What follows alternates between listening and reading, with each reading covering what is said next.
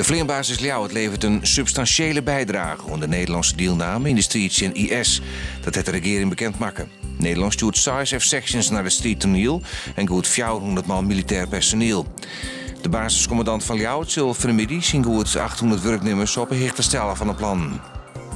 Het landingsvaartuig van de marine, dat Ties de Jong verstrekken op papier bij Breeslandiek, bij de Oudsterdiek, wil er onsneun lezen. De marine komt dan met een ponton, met een grote kraan aan Breeslandiek om de water in het wetter te takelen.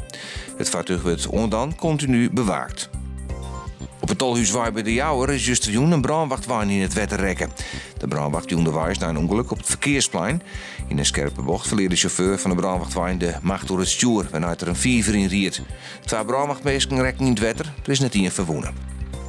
Joen en vannacht bewolking, het is 14 graden en de zuidwestenwind is matig onkrachtig. Morgen op een soort bewolking.